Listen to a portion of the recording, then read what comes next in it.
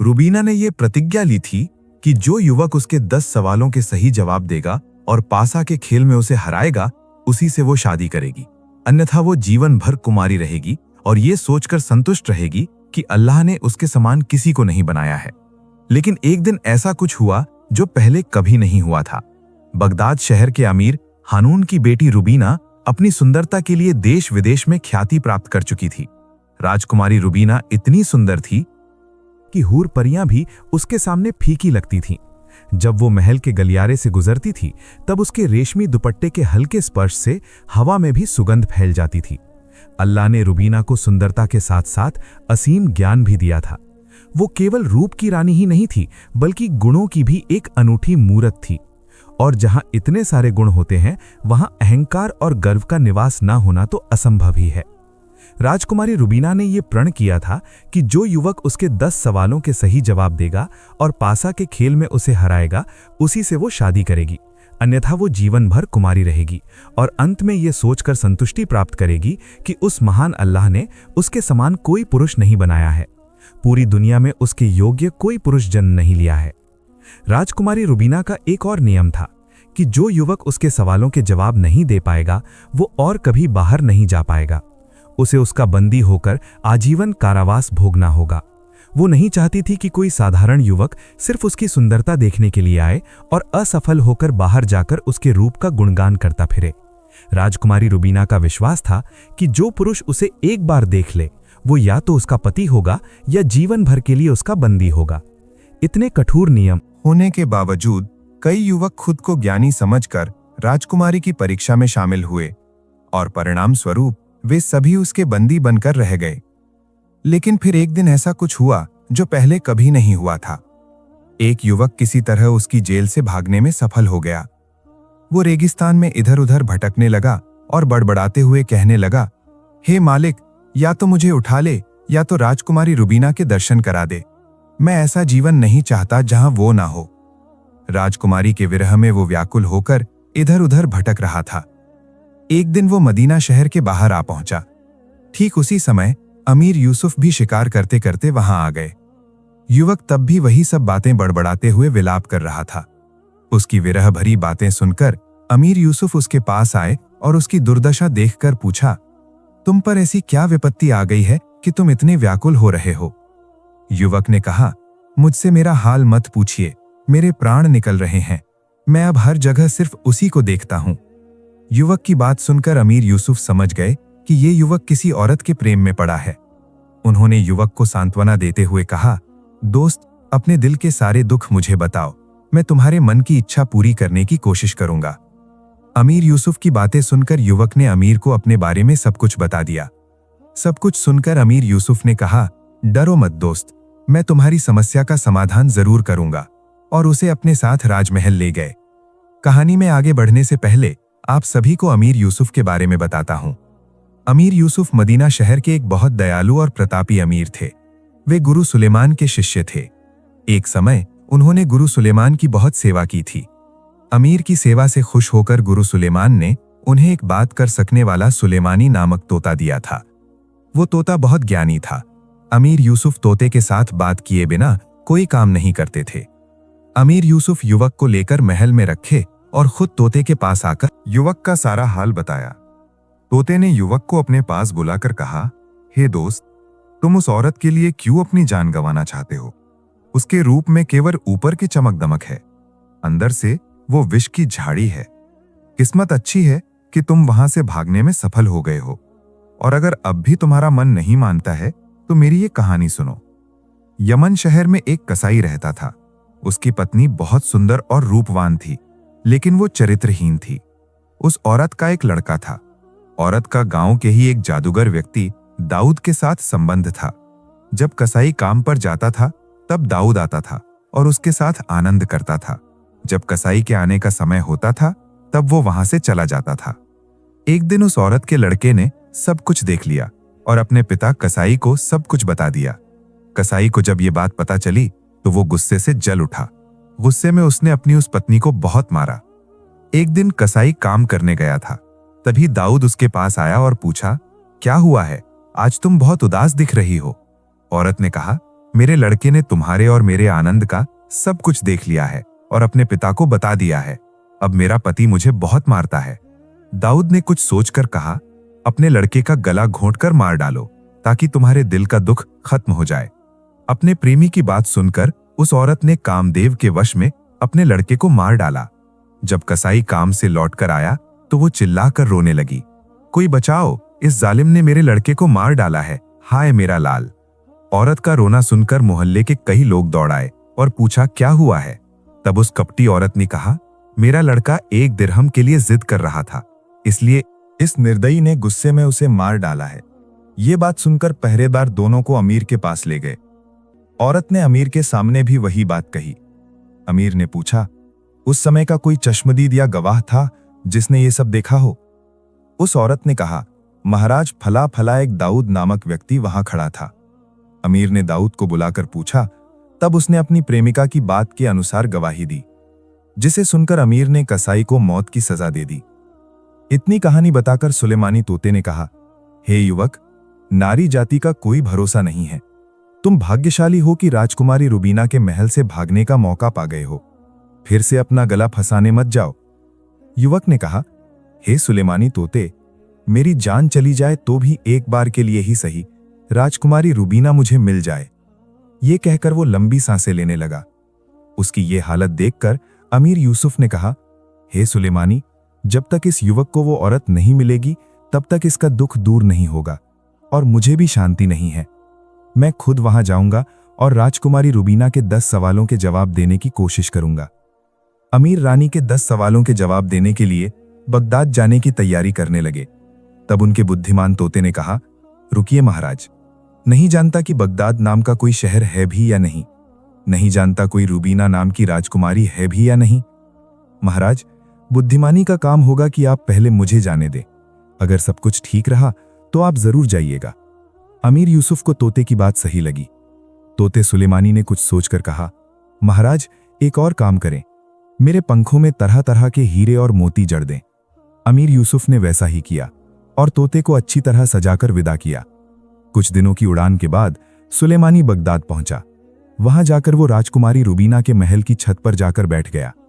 जब रुबीना की नजर उस तोते पर पड़ी तो वो भी उसकी सुंदरता देखकर हैरान रह गई। उसने इतने सुंदर और हीरे मोती के पंखों वाला कोई तोता कभी नहीं देखा था।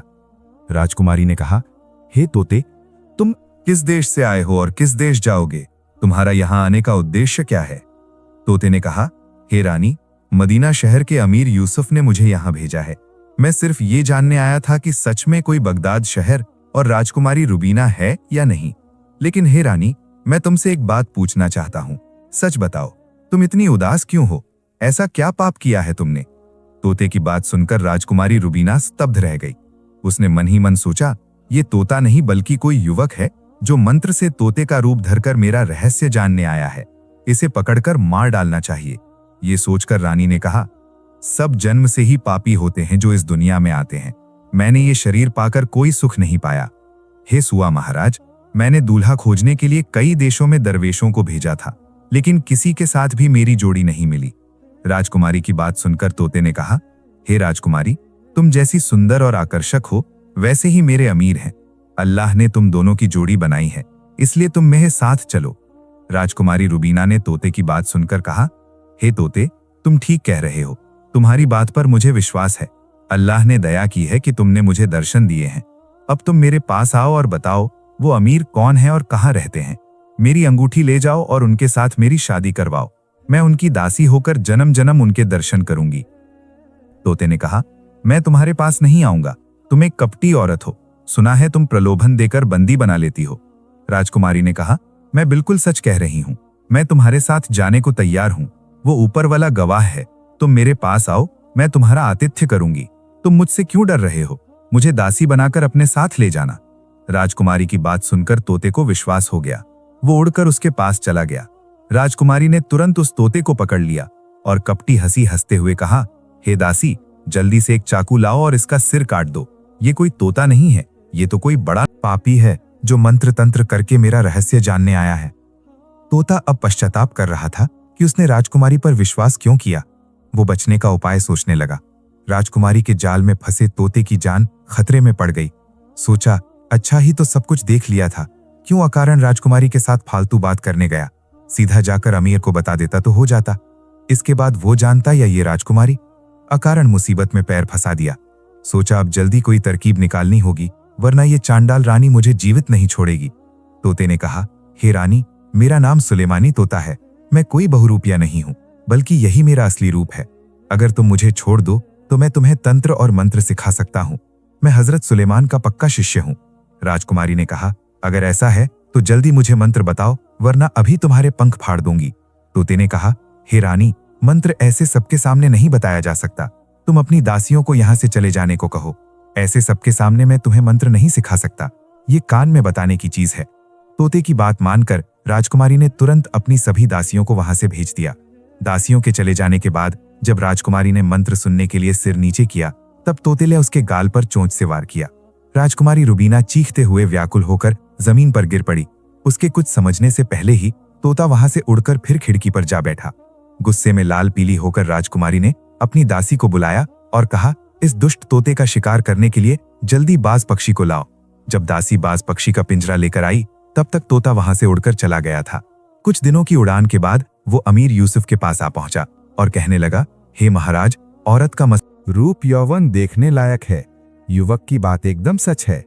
जो कोई उसे एक बार देख ले, वो उसका मोह किसी भी तरह नहीं छोड़ सकता। लेकिन महाराज, उसका स्वभाव खराब है।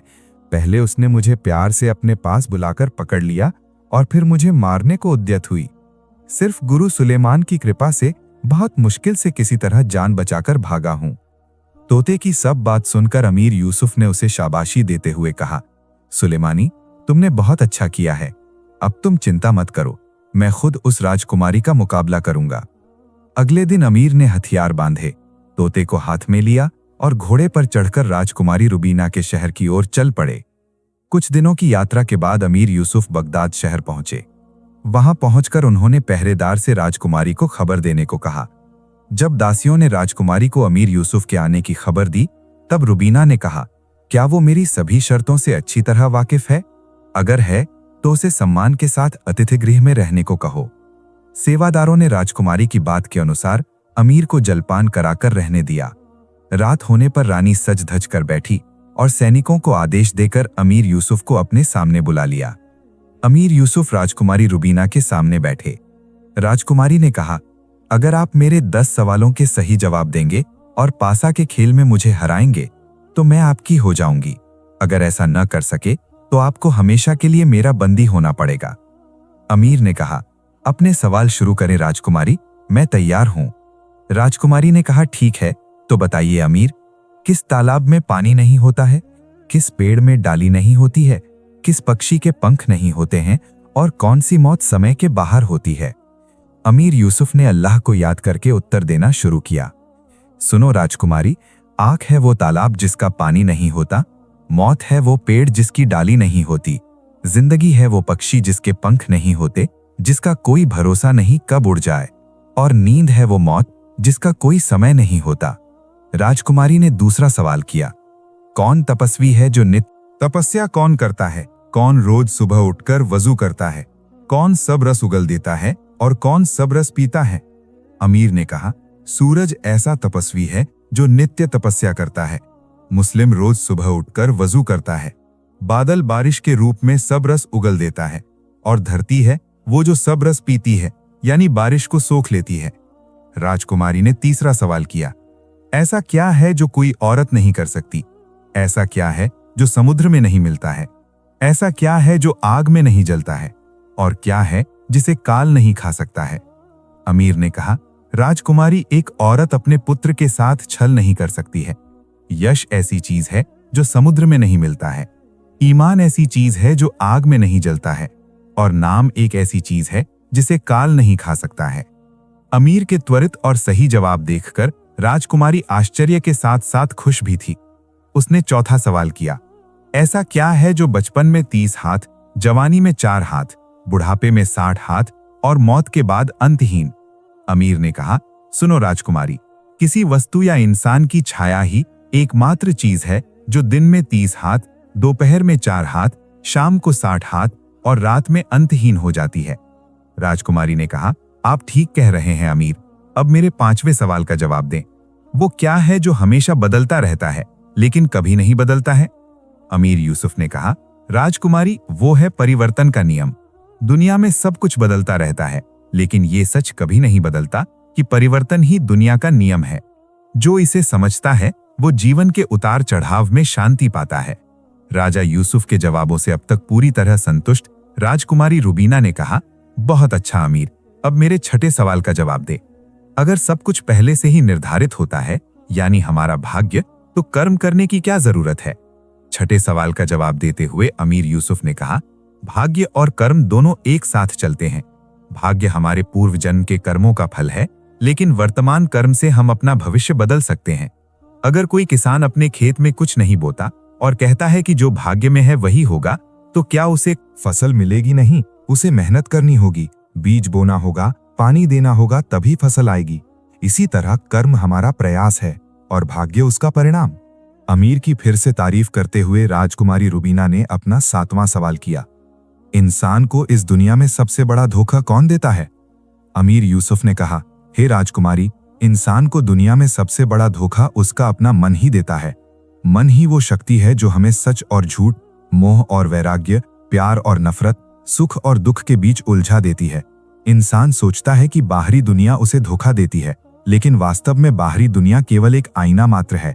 जो कुछ मन में है वही दुनिया में प्रकट होता है। अमीर यूसुफ का जवाब सुनकर राजकुमारी रुबीना ने कहा, बहुत अच्छा अमीर, अब मेरे 8वें सवाल का जवाब दें। अगर सुख और दुख दोनों ही अस्थायी हैं, तो इंसान दुख से इतना डरता क्यों है और सुख को पकड़कर क्यों रखना चाहता है? अमीर यूसुफ ने कहा, हे राजकुमारी, क्योंकि इंसान अज्ञानता के कारण भूल जाता है कि दुनिया में कुछ भी स्थायी नहीं है। ये दुनिया परिवर्तनशील है। सुख और दुख दिन और रात की तरह एक दूसरे के पूरक हैं, लेकिन इंसान सुख को पकड़कर रखना चाहता है और दुख से बचना चाहता है, क्योंकि जब इंसान सुखी होता है तब उसे लगता है कि दुनिया पर उसी का नियंत्रण है। वो सोचता है कि उसका भाग्य अच्छा है और जैसा वो चाहता है सब कुछ वैसा ही हो रहा है और हमेशा वैसा ही रहेगा, लेकिन ये उसका सबसे बड़ा भ्रम है। इसी तरह जब दुख आता है तब इंसान अपना नियंत्रण खो देता है। उसे लगता है कि सब कुछ नष्ट हो रहा है, हालांकि वास्तविकता ये है कि दुख सुख की तरह ही अस्थायी है। राजकुमारी रुबीना ने 9वां सवाल किया, हे अमीर, ये दुनिया क्या वास्तविक है या केवल एक भ्रम? अमीर यूसुफ ने कहा, सुनो राजकुमारी, ये दुनिया अस्थायी है, इसलिए इसे पूरी तरह वास्तविक नहीं कहा जा सकता। जो चीज स्थायी नहीं होती वो भ्रम होती है। अल कुरान में कहा गया है, दुनिया का जीवन क्षणभंगुर है और आखिरत का जीवन चिरस्थायी है। हे राजकुमारी, हम जो कुछ देखते हैं वो केवल 5 इंद्रियों तक सीमित है। जब हम सपना देखते हैं तो वो हमें पूरी तरह वास्तविक लगता है, लेकिन जागने के बाद वो केवल एक भ्रम होता है। इसी तरह ये दुनिया भी जागृत अवस्था का एक सपना मात्र है। सच वही है जो कभी नष्ट नहीं होता है, और वो केवल रूह और अल्लाह हैं। अमीर का जवाब सुनकर राजकुमारी रुबीना ने कहा, हे अमीर, अगर रूह और अल्लाह ही सत्य हैं, तो इंसान को जन्म से पहले और मौत के बाद का कुछ याद क्यों नहीं रहता है? अमीर यूसुफ ने राजकुमारी रुबीना के 10वें यानी आखिरी सवाल का जवाब देते हुए कहा, राजकुमारी, क्योंकि अल्लाह ने हमें भूल जाने का वरदान दिया है ताकि हम अपने पूर्व जन्म के बंधनों से मुक्त होकर नया अनुभव प्राप्त कर सकें। अगर इंसान को पूर्व जन्म की बातें याद रहती तो इंसान पूर्व जन्म के सुख दुख में उलझा रहता और इस जीवन को सही ढंग से जी नहीं पाता। स्मृति का नाश ही नई रचना है, यानी जब पुरानी यादें मिट जाती हैं तभी नया जीवन संभव होता है। कुछ लोग गहरी इबादत और साधना के माध्यम से अपने पूर्व जन्म की झलक देख सकते हैं, लेकिन ये बहुत कठिन या कहा जाए लगभग असंभव है। मौत के बाद रूह नए शरीर में प्रवेश करती है और एक नया जीवन शुरू होता है। अगर इंसान को सब कुछ याद रहता तो वो कभी आगे नहीं बढ़ता। अमीर ने राजकुमारी रुबीना के 10 सवालों के ही सही जवाब दे दिए। ये देखकर राजकुमारी रुबीना बहुत खुश हुई। उन्होंने कुर्सी से खड़े होकर अमीर का अभिवादन किया और कहा, मान लिया अमीर, आप सच में बहुत ज्ञानी हैं, लेकिन अभी मेरी सब शर्तें पूरी नहीं हुई हैं। अब आपको मुझे पासा के खेल में हराना होगा। अमीर यूसुफ खुद भी पासा के एक अच्छे खिलाड़ी थे। उन्होंने कहा, ठीक है राजकुमारी, आपकी इस शर्त को पूरा करने की कोशिश करूंगा। अमीर यूसुफ और राजकुमारी रुबीना के बीच पासा का खेल शुरू हुआ। अंत में अमीर ने राजकुमारी को पासा में भी हरा दिया। ये सब देखकर राजकुमारी रुबीना अपने पिता के पास गईं और सब हाल उन्हें बताया। अमीर हारून ये सुनकर बहुत खुश हुए। उन्होंने वजीर को भेजकर अमीर यूसुफ को बुलाया और बहुत सम्मान के साथ बैठाया। यूसुफ ने कहा, महाराज, मैंने आपकी बेटी के सब सवालों के जवाब दे दिए हैं और उसे पासा में भी हरा दिया है। अब आप अपनी बेटी को मेरे साथ भेज दें।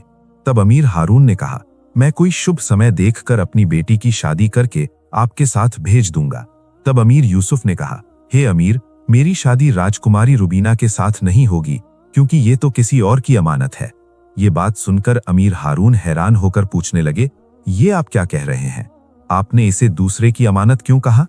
तब अमीर यूसुफ ने कहा, महाराज, जिन युवकों को आपकी बेटी ने बंदी बना रखा है, उनमें से एक युवक उसकी जेल से भाग गया था और वो अपना राजपाट छोड़कर रेगिस्तान में इधर उधर भटक रहा था।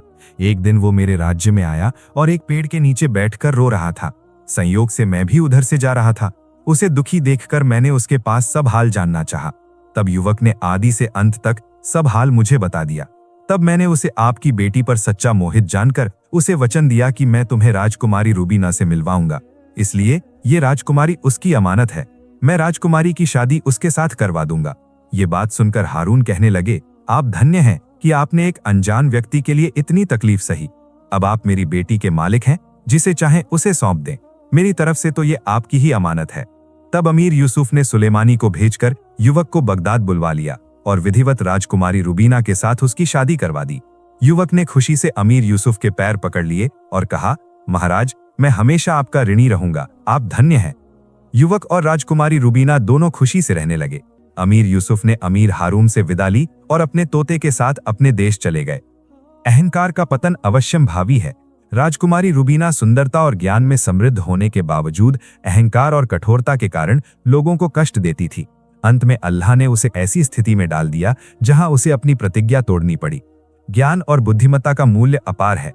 अमीर यूसुफ ने अपनी बुद्धि, प्रज्ञा और न्यायबोध से सब सवालों के जवाब दिए और पासा में भी विजयी हुए। इससे साबित होता है, सुंदरता से ज्ञान श्रेष्ठ है। विश्वासघात की सजा निश्चित है।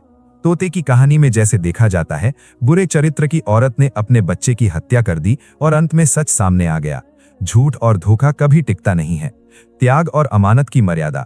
अमीर यूसुफ ने खुद राजकुमारी से शादी न करके उस युवक के हाथ सौंप दिया जो सच में उससे प्यार करता था। इससे समझ आता है, वादे और अमानत का हक अदा करना महान गुण है। प्यार की ताकत। युवक जान तक देने को राजी था, सिर्फ रुबीना को पाने के लिए। इसी प्यार ने अंत में उसे उसकी प्रिया को ला कर दिया। मूल शिक्षा। अहंकार इंसान को नष्ट करता है, सत्य और ज्ञान इंसान को सम्मानित करता है और अमानत का हक अदा करना ही सच्ची न्यायपरायणता की पहचान है।